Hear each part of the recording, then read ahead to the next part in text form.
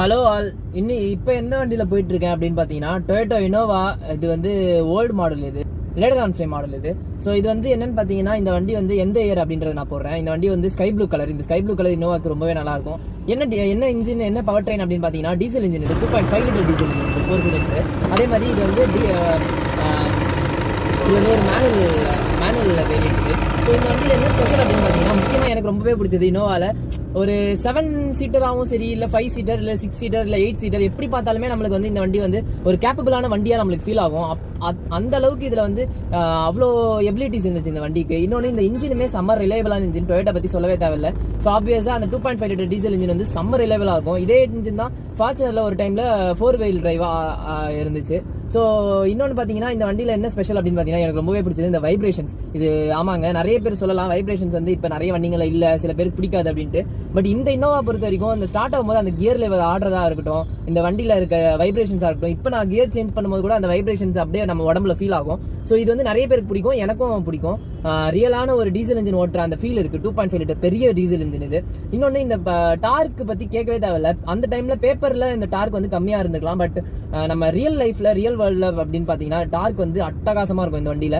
அதே மாதிரி இந்த வண்டியில் என்ன ஸ்பெஷல் அப்படின்னு பார்த்தீங்கன்னா, இந்த வண்டியில் இருக்க மெட்டீரியல்ஸ் ஆகட்டும், இந்த பிளாஸ்டிக்ஸ் ஆகட்டும், எல்லாமே இத்தனை வருஷம் ஆகியுமே இந்த அளவுக்கு டியூரபிளாகவும் நல்லாவும் இருக்கு. ஸோ அந்த அளவுக்கு இதில் வந்து என்ன, இனோவாவில் நிறைய வேரியண்ட்ல இந்த மாதிரி உட் ஃபினிஷ்ல இந்த மாதிரி கொடுத்துருப்பாங்க. இந்த மாதிரி நிறைய டிசைன்ஸ் நம்ம வேணுன்ற அளவுக்கு நிறைய காரில் விதவிதமாக இருக்கும் உட் ஃபினிஷ் வந்து. இன்னொன்று பார்த்தீங்கன்னா, இந்த கியர் லிவர் ரொம்ப லாங்காக இருக்கும். பிரேக்ஸ் வந்து நல்லாவே ஷார்ப்பாக தான் இருக்கும் ஓரளவுக்கு.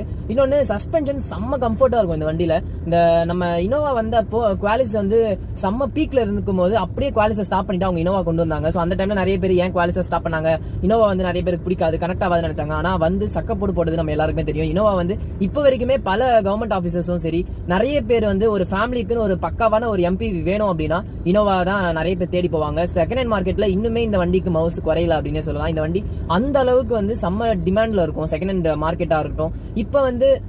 இப்போ இருக்க டீசல் இன்ஜின், இப்போ அந்த இனோவா கிறிஸ்டா விட இந்த இனோவா நிறைய பேருக்கு பிடிக்கும். இன்னொன்று, அந்த டைம்லேயே இந்த வண்டியில் பார்த்தீங்கன்னா ஸ்டேரிங் மவுண்டட் கண்ட்ரோல்ஸ் வந்திருக்கும். ஸோ ஸ்டேரிங்லேயே எல்லாம் நம்ம இன்ஃபர்டைன்மெண்ட்கான பேசிக்கான கண்ட்ரோல்ஸ் எல்லாமே இந்த ஸ்டேரிங்லேயே இருக்கும். இன்னொன்று, இந்த வண்டியில் என்ன ஸ்பெஷல் அப்படின்னு பார்த்தீங்கன்னா, 7 பேர்னாலும் தாராளமாக உட்காந்து போகலாம், 8 பேர்னாலும் தாராளமாக உட்காந்து போகலாம். அந்த அளவுக்கு ஸ்பேசியஸாக இருக்கும் இந்த வண்டி.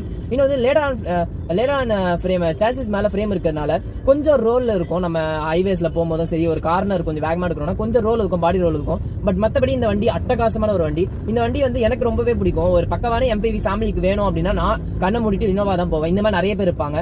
ஸோ உங்களுக்கு இனோவா பிடிக்குமா, நீங்க போயிருக்கீங்களா, எப்படி உங்க எக்ஸ்பீரியன்ஸ் உங்க வீட்டில் இருக்கா அப்படின்றத மறக்காம கமெண்ட் பண்ணிட்டு போங்க. அடுத்த வீடியோல பார்ப்போம்.